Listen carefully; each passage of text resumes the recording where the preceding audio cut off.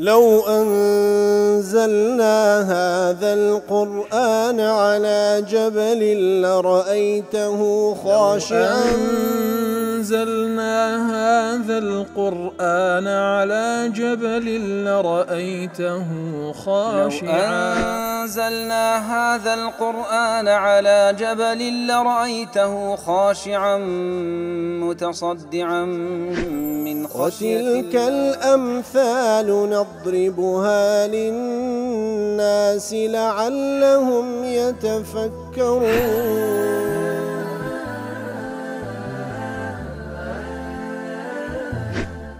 الحمد لله والصلاة والسلام على رسول الله وعلى آله وصحبه ومن والاه. السلام عليكم ورحمة الله. برزان خوش حالم لواني 1218 لواني كاين تفسير قرآن بلوز بيم وخزمتان ومن بست رزامندي رب العالمين وهي ودار مئوي آزي السودي لور بقرن. أعوذ بالله من الشيطان الرجيم. بسم الله الرحمن الرحيم.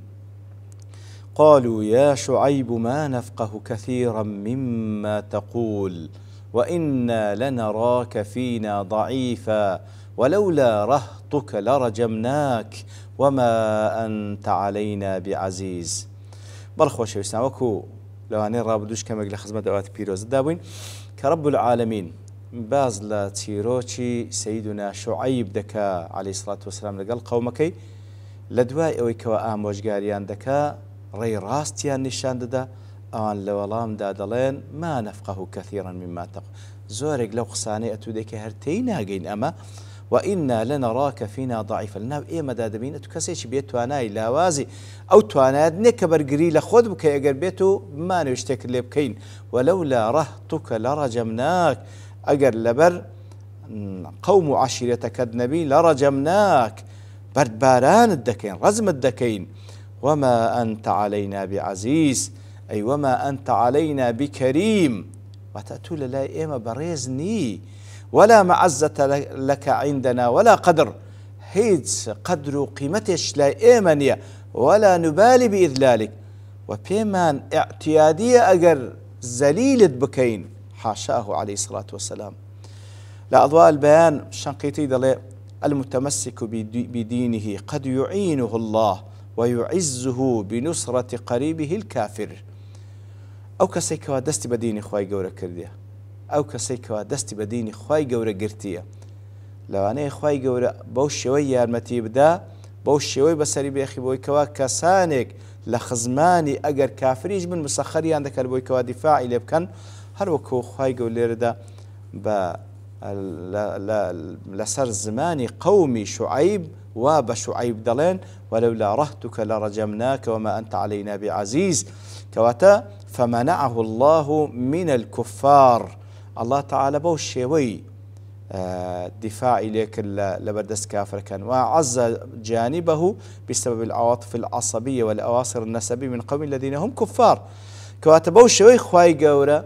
بخزمو كسا كافر كي خوي دفاعي لبيغمبركي ذكر صلى الله عليه وسلم خزمو كسي كافري شعيب كخزمو كسي كافر من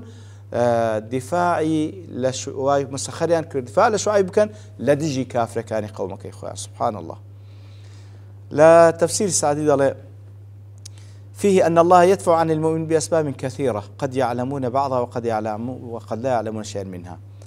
بزور شيء الله تعالى دفاع لبند إيمان دار كان خوي دكا هندێک لەو شتانە لەوانەیە بەندەکان دەیزانن هەندێک لەو شتانە بەندەکان نایزانن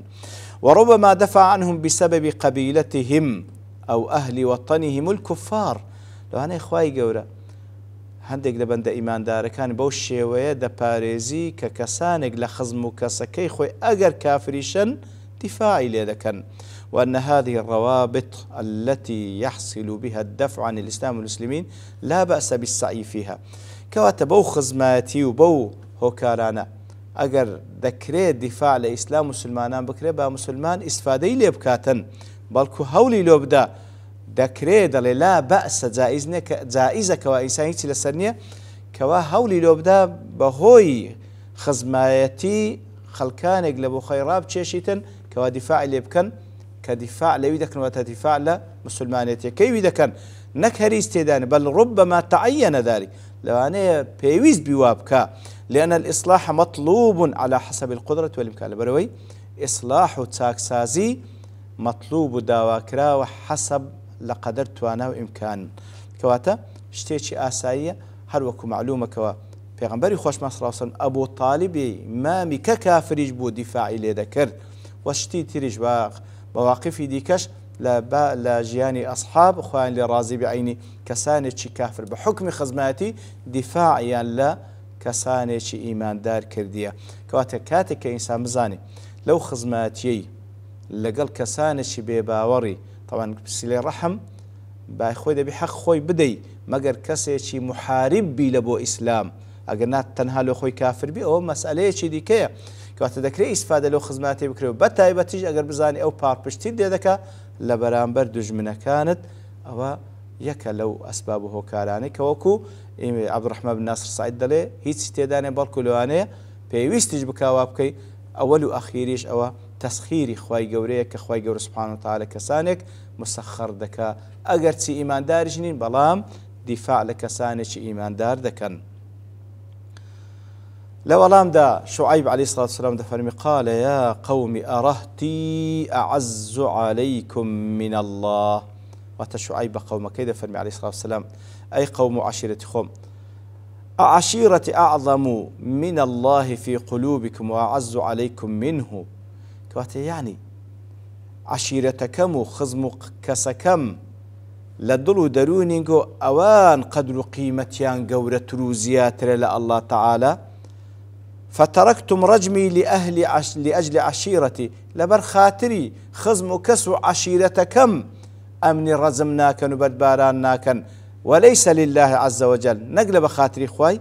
يعني بخاطري خزم وكسم آزار منادن نقل بخاطري خواي سبحانه وتعالى ابن عاشور ضل أرهطي طبعا أو صيغة استفهامي إنكاري بيقولي أي الله أعز من رهطي كات معناه كويده كاتك نقول بخاطري عشيرتكم آزار منادن بلان باش بزانن لحق قد الله أعز من رهطي الله تعالى عزيز ترى قورة ترى عظيم ترى لوي كوا أنقو حساب لبو عشيرتك مخزم كسم دكن يا لوش وكدل وكو كنايتك عن اعتزازه بالله لا برهطه إنزا هرتسند أوان حساب لبو عشيرتك بلام أو اعتزاز بالله تعالى دكا بفخر الشانازي الله تعالى من عمدك أجر خزم كسيش من عمبكن أو هرب تسخير الله تعالى كواتا فخر الشانازي كردن بالله سبحانه وتعالى نوقبه هتكسيشي ديكا فلا يريبه عدم عزه وعدم عزة رهطه عليهم كواتا بابلين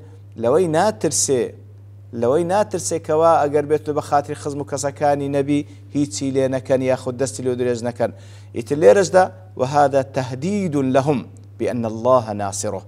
تلير ده وهرششه الله تعالى أمني بسرديخي لأنه أرسله فعزته بعزة مرسله الله تعالى أمني روانا كذا عزتي منيش بعزتي أو ذاتيك أمني نارديك الله تعالى واتخذتموه وراءكم ظهريا كواتلكاتك دا أنقو حساب لو خزم كسم ده كان لبو الله تعالى نكن واتخذتموه وراءكم ظهريا أي وجعلتم الله خلف ظهوركم مستخفين به لا تخافون منه ولا تطيعونه ولا تعظمونه لكاتك دا الله تعالى تان خستيتا بشتي خوتانو بسوق تماشاي دكم والعياذ بالله لينا ترسين جورالينا كانوا بعظيم نازان ابن عاشور ضري ظهرية أوش كنايتك كاتك إنسان كنايات لبولا بيركردن كبابتك بخاطر بشتي واتل لبرتساوينية ولبيري دتي هل كردوار خص من بشجوي خست كواتا خست يا بشتو لبرتساوي نبي وبا لبيري بكا واحدي ضلي أهل معاني دلين ليردا واتخذتموه وراءكم ظهريا وات الله تعالى تان خست بشت خوتان دلما بس ليردا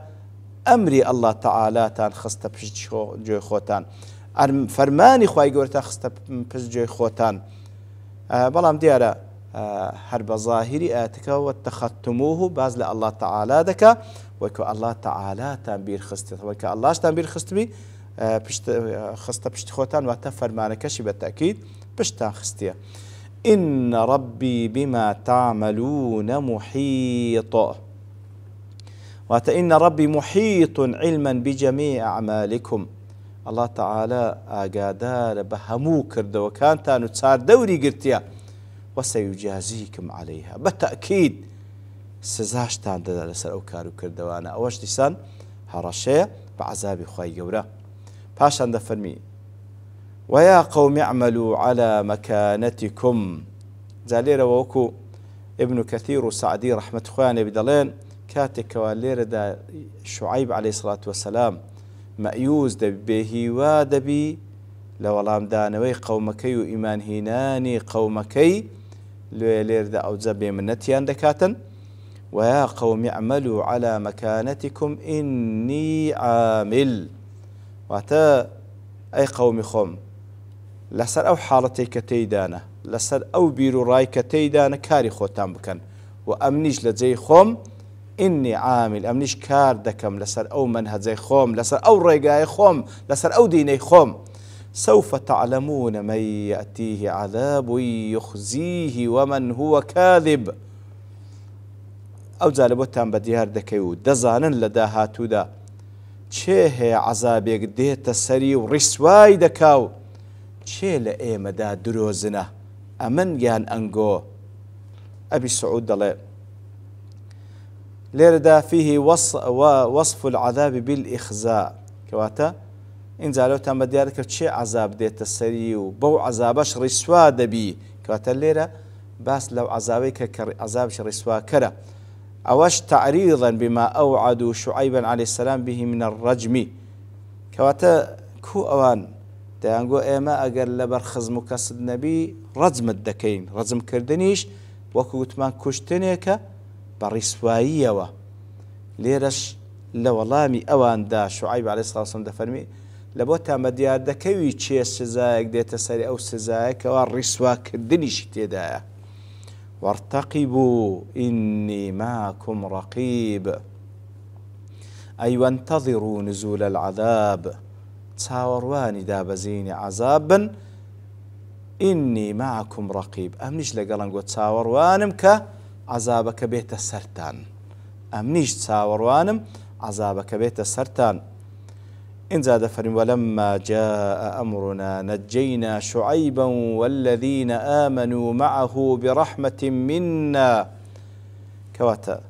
كاتك سزاي الله تعالى هاد دفرم كاتك سزاي إيما هات السريان إن زالو سزا چێمان نەجاتدا نەجەینا